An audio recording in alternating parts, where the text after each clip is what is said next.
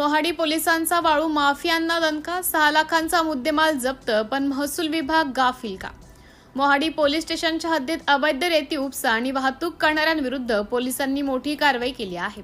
रोहा परिसरातून बेकायदेशीरपणे रेती वाहून नेणारा ट्रॅक्टर जप्त करून पोलिसांनी सुमारे 6,06,100 रुपयांचा मुद्देमाल हस्तगत केला आहे.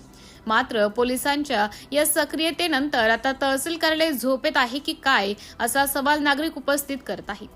मिळालेल्या गोपनीय माहितीनुसार मोहाडी पोलिसांनी मौजा रोहा येथे सापळा रचून 2 पंचांसमक्ष ट्रॅक्टरची तपासणी केली. यावेळी आरोपी मोहित माधोकरी झेलकर वय 23 वर्ष राहणार रोहा हा विना परवाना एक ब्रास रेतीची वाहतूक करताना आढळला. पोलिसांनी खालील साहित्य जप्त केलं आहे.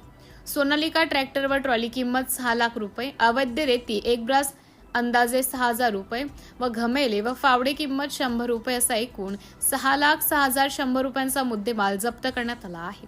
या प्रकरणी आरोपीविरुद्ध भारतीय न्याय संहिता 2023च्या कलम 303 पोटकलम 2 नुसार गुन्हा दाखल करण्यात आला आहे. तहसील कार्यालयाला घरचा आहे. एकीकडे पोलीस विभाग अवैध धंद्यांवर कारवाई करत असताना रेती चोरी रोखण्यासाठी प्राथमिक जबाबदारी असलेले तहसील कार्यालय आणि त्यांचे भरारी पथक नक्की कुठे आहे, असा प्रश्न या कारवाईमुळे ऐरणीवर आला आहे. दिवसाढवळ्या होणाऱ्या या चोरीची माहिती तहसीलच्या महसूल विभागाला का मिळत नाही? केवळ पोलीसच का कारवाई करत आहेत? तहसील विभागाचे अधिकारी याकडे दुर्लक्ष करत आहे का?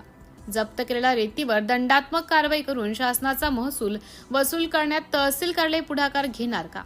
प्रशासनाचा वचक आवश्यक.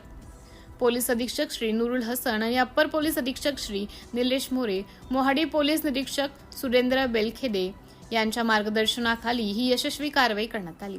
जोपर्यंत महसूल विभाग आणि तहसील कार्यालय अशा माफियांवर कठोर आर्थिक दंड आणि कायमस्वरूपी बंदी घालत नाही, तोपर्यंत मोहाडी तालुक्यातील रेती चोरी थांबवणे कठीण आहे. आता या कारवाईनंतर तरी तहसीलदार मोहाडी आपल्या यंत्रणेला कामाला लावतात की वाळू माफियांना मोकळे रान मिळते, याकडे संपूर्ण तालुक्याचं लक्ष लागलं आहे. सिटी इंडिया न्यूजसाठी जिल्हा उपसंपादक अनिल ढोलवार, भंडारा.